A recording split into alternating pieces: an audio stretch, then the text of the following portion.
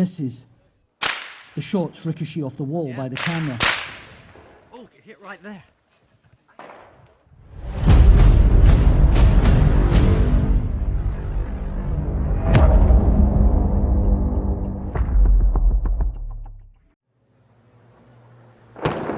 This is a war of annihilation, says the United States.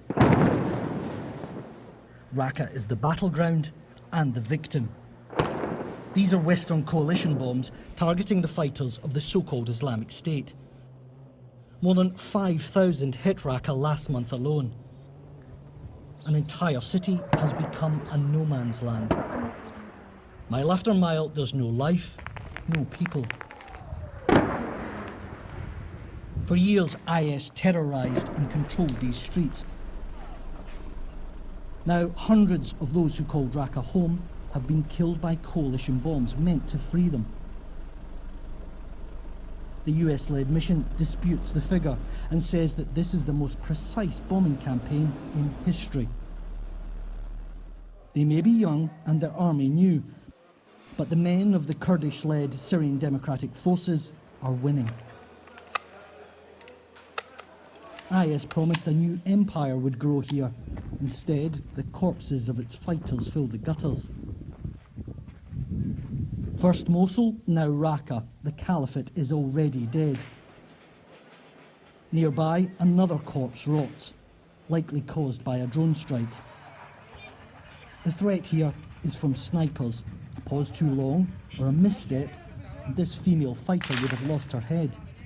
Instead, the shot hits the wall to the right. The danger lies around corners and in Raqqa's shadows. IS rarely come out and attack. They hide and wait. There are IS fighters hiding near a mosque. The Kurds throw everything they have at the gunmen. IS return fire. All of this to take just half a mile of road.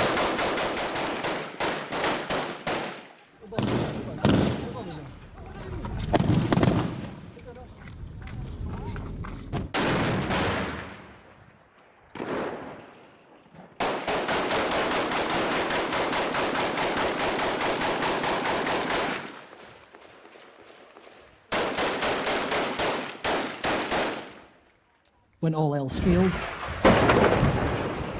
an airstrike on the IS position that might have done the trick. We wait for the all clear. The instructions are simple: run that way and be quick.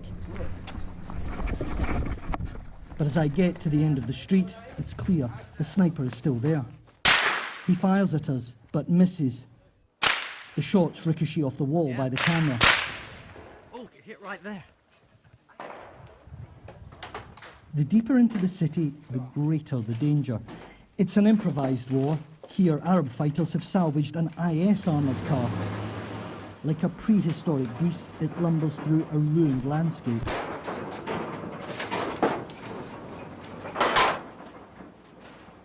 Commander Abu Abdu knows that snipers only need a tiny window of opportunity.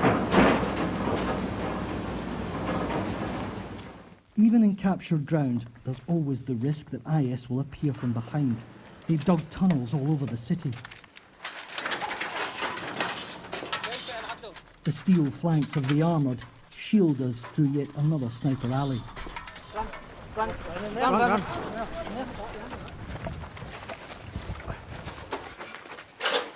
There's a sniper just around that corner, just at the end of the street.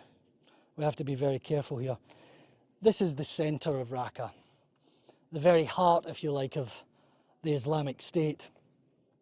Naim Roundabout is a few hundred metres away from here. Locals call it the Circle of Hell. For these fighters, it's critical territory to retake, but it's much more than that, because there their comrades and their friends were beheaded, and there they were crucified. When they take that territory, they say, they will cleanse Raqqa of the Islamic State. But before the cleansing, more blood has to be spilt. One of the fighters has been shot. IS control the rooftops. The men are pinned down. They're almost in panic. They're desperate. Their comrade is just out of reach. Again, an airstrike is called in. This time it works. Finally, they can get to him. He's rushed to a field hospital. But he doesn't survive. His name was Nadine Abdul Aziz.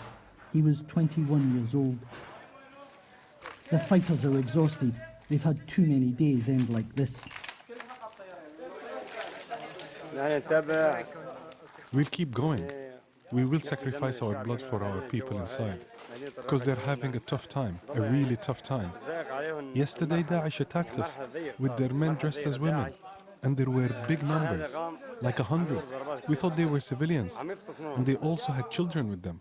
And suddenly the civilians and children went to the side of the road, and then they started to fire at us.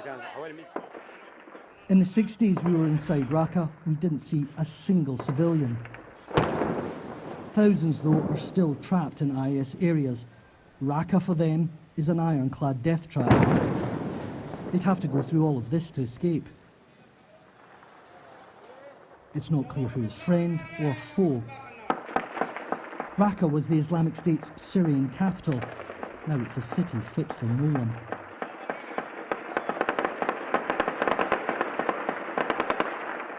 Quentin Somerville, BBC News, Raqqa.